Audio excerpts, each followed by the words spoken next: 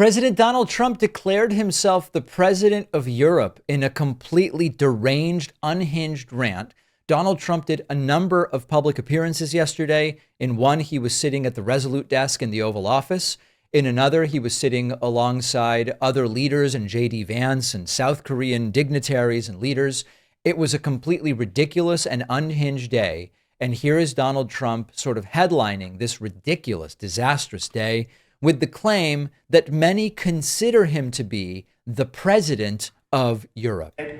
Where they respect your president to a level that they jokingly call me the president of Europe. They call me the president of Europe, which is an honor. I like Europe and I like those people. They're good people. They're great leaders. And we've never had a case where 7 plus really 28, essentially 38 countries were represented here the other day. 38. You know, I can assure you, nobody in Europe is referring to Trump as the president of Europe. I was recently in the UK and France, spoke to a lot of people. The idea of Trump being seen or considered by anybody to be the president of Europe is about the furthest thing from reality that I can imagine. Now, there were a number of other moments that certainly raised concerns. Donald Trump at one point waxing poetic about burning fossil fuels and pumping carcinogens into the atmosphere. Trump attacking wind, Trump attacking solar panels, but saying coal and gas are really, really great. So we have a big advantage in that way. We have more oil and gas and coal and energy than any other country in the world by far. No, for whatever reason, God was very good to us. He gave us the greatest. We didn't use it. We started to use wind. Wind doesn't work. They started to use solar panels that took over the land all over the Midwest, where the farmers said, what happened to my land? They'd have a 10-mile by 10-mile solar field that they couldn't farm. What is he talking about? The most valuable land, farming land in the world, probably the most vibrant in the world. And they put solar plants all over the place. It's ridiculous. A big, massive black fields of solar that all comes out of China. All plastic, all comes out of China. But we have the greatest amount of energy in the world, and we're dealing with South Korea, as you know, in Alaska, and we're going to be making a deal, a joint venture with South Korea. Japan is involved also, very strongly involved. So we have Japan and South Korea. And so Donald Trump's color has not been modified in this video that you are seeing. That is genuinely the orange hue that he chose for yesterday. And as you can hear, the South Korean interpreter struggling to parse the syntax of the nonsense that Donald Trump is spitting out of his mouth. Now, if you thought that was a weird rant, Donald Trump at another point during this meeting spoke about the issue of comfort women. David, what do you mean the issue of I don't know. Your guess is as good as mine. This is the right president.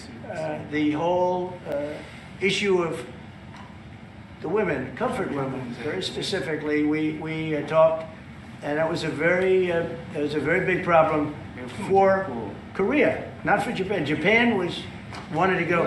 They want to get on, but Korea was very stuck on that. You understand? Now, comfort women, my understanding is, were women and girls essentially forced into sexual slavery by the Imperial Japanese Armed Forces in occupied countries and territories. And this was before and also during World War II. I genuinely don't know what Trump knows about that or what he's talking about, but it is absolutely bizarre to hear him talk about it. And if you can figure out what he means, please let me know. Trump was asked about the raid on his own former national security advisor, John Bolton's house that took place, clearly a political raid. Trump was asked, are more raids like that one going to be happening? And Trump goes, I don't know anything about it. Anything about it. Are more raids like that coming, sir? Are more raids like the one on John Bolton's house coming? More raids? I don't know. You'd have to ask the Department of Justice. They raided my house, I can tell you that. They did a big raid on my house. They took away everything that wasn't pinned down, and they took away some of that too. No, they raided Mar-a-Lago. They started that. These were bad people that I would love a follow-up.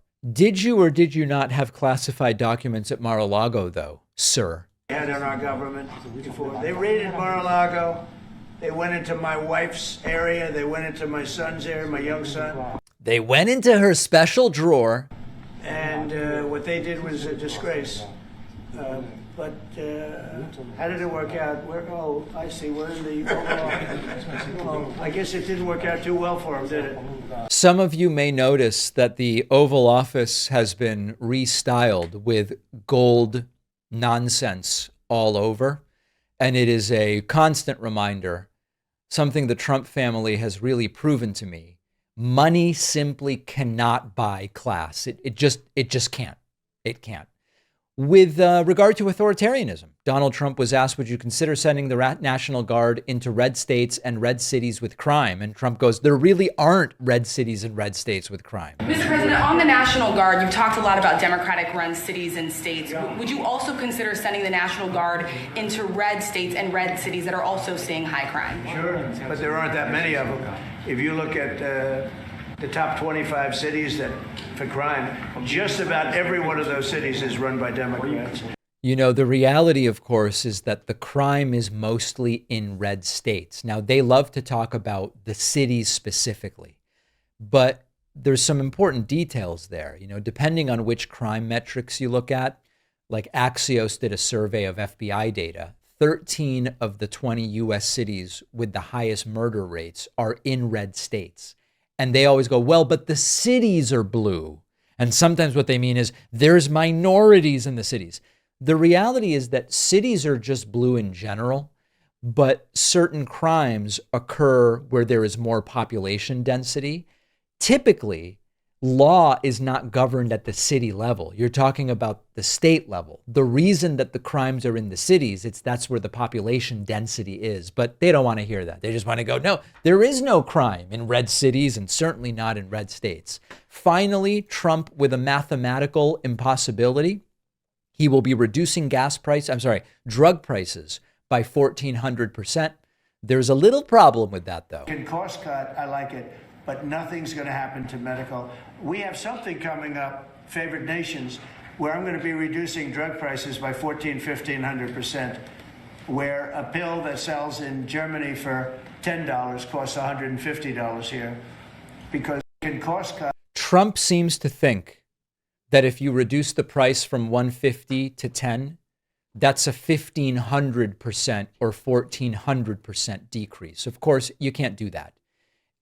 You can only reduce things up to 100%. Now, if you speak to PhD mathematicians, they will have theoretical things to tell you about reductions of 1,000%.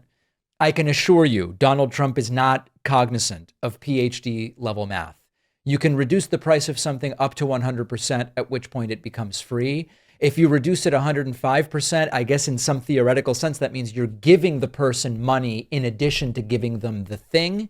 That's not what Trump is saying. Trump doesn't understand that. He continues repeating this completely mathematically impossible thing. And then finally, it's 2025. We're almost in September of 2025.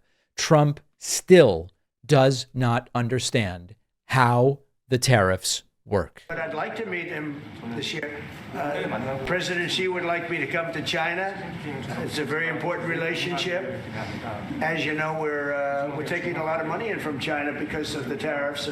And of course, we are taking no money from China because of the tariffs. The tariffs come from American companies. They import the Chinese stuff. It gets to our shore. To get it released from the boat, the American company pays a tariff to the American government. He still doesn't get it. Support our show by checking out our sponsor, Brain FM Focus Music. They're giving you free access to their app for a whole month at brain.fm/Pakman. Once you try Brain FM, you'll quickly understand why this has become my go-to music app when I just want to focus on work. In addition to music for focusing on work, they have modes specially designed for sleep, relaxation, meditation, all created by musicians working with neuroscientists. A peer-reviewed study showed that Brain FM's music boosts attention, especially for people with ADHD tendencies. Brain FM's focus music is the only music made to support ADHD brains. Brain FM is the only music app funded by the National Science Foundation because of their unique audio technology that changes the patterns in your brain. Brain FM has been an amazing tool when I just want to focus on work. In the past, I've tried Spotify or YouTube. I end up distracted or can't find exactly what would be most useful for me. So at a certain point, I figured silence must be the solution until I discovered this. Brain FM is personalized depending on your brain type. So if you want to improve your focus or relax, give Brain FM a try for 30 days totally free. Go to brain.fm/Pakman. The link is in the description.